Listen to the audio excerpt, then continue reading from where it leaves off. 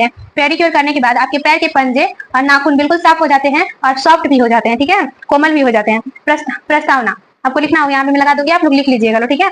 एड़ी से लेकर पैर तक की सुंदरता को देखभाल करने का अर्थ है पेडिक्योर। एड़ी से, ठीक है, पैर के जो एड़ी होता है उससे लेकर पैर के ये जो घुटना होता है, घुटना या फिर पैरों के एड़ी से लेके पैर तक की सुंदरता को, पैर तक, एड़ी से लेके पैर तक की सुंदरता को देखभाल करने का अर्थ है पेडिक्योर। ये पैर की एड़ी और नेल्स की देखभाल को पेडिक्योर कहते हैं। एड़ी और नेल्स की देखभाल को पेडिक्योर कहते हैं, ठीक है।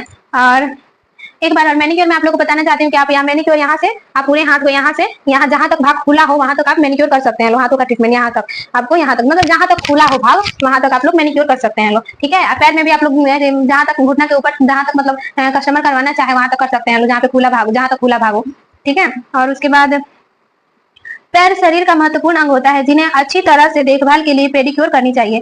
पैर जो होता है वो शरीर का महत्वपूर्ण भाग होता है, उनको अच्छे से देखभाल करने के लिए हमको पेडिक्योर की जरूरत पड़ती है।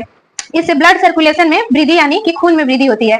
और जो मैनिक्योर या पेडिक्योर करने से होता है जो ब्लड सर्कुलेशन में वृद्धि होता है और खून की कमी में भी वृद्धि होती है, मतलब खून की कमी जो होती है वो दूर होती है, वो मतलब खून की कमी, खून में वृद्धि होती है, ठीक है, आप लोग समझ सकते हैं लोग। और मैनिक्योर में भी सेम यही होता है, रिलैक्स महसूस होता है बॉडी को, और क्या बोलते हैं, थोड़ा रिलैक्स फील होता है, ब्लड सर्कुलेशन बढ़ता है। पैरों एवं हील के मसाज पैरों एवं हील में मसल्स उत्तेजित होते हैं। पैरों के हील जो होते हैं उसमें जो मसल्स होते हैं वो उत्तेजित होते हैं। स्किन को भी सॉफ्टनेस मिलती है, यानी स्किन कोमल होता है, सॉफ्टनेस मिलती है। नाखून भी अच्छा लगने लगता है। नाखून जो होते हैं किसी किसी के नाखून बहुत ज्यादा गंदे दिखते हैं, वो भी अच्छे लगने लगते हैं। पेडिक्योर में इस्तेमाल होने वाली सामान मैं यहाँ पे पिक लगा दूंगी, आप लोग देख सकते हैं लोग। Pedicure nail paint, nail polish, जो पेडिक्योर करने के सबसे लास्ट में जो यूज किया जाता है, नेल पॉलिश लोशन लगाने के बाद। नेल फाइलर, दो में है नेल फाइलर, ठीक है, जो नेल मैनिक्योर में भी नेल फाइलर था जो कट करने वाला था और जो किनारे किनारे से उसमें जो एक्स्ट्रा जो होते हैं वो निकालने वाला था। ब्रश, जो मैनिक्योर ब्रश था वैसे ही पेडिक्योर में ब्रश आता है, और एक अलग सा भी ब्रश आता है पेडिक्योर में दाढ़ी घिसने के लिए। स्क्रब क्रीम, जो फेशियल में हम लोग स्क्रब फर्स्ट नंबर पे क्लींजिंग होता है, सेकंड नंबर पे स्क्रब होता है। फेशियल में आप लोग जाइएगा तो ये भी मतलब क्लियर हो जाएगा। तो स्क्रब फर्स्ट नंबर में करने में आता है, 3 स्टेप आता है। फर्स्ट में स्क्रब किया जाता है, सेकंड में मसाज किया जाता है, थर्ड में पैक चढ़ा दिया जाता है। और पेडिक्योर में भी इतना ही होता है, स्क्रब क्लीन करके उसके बाद स्क्रब से मसाज किया जाता है 3 से 4 मिनट, और उसके बाद मसाज क्रीम से मसाज किया जाता है 15 से 20 मिनट, और उसके बाद पैक चढ़ा दिया जाता है। और पैक सूख जाने के बाद मसाज करके उसको उतार दिया जाता है।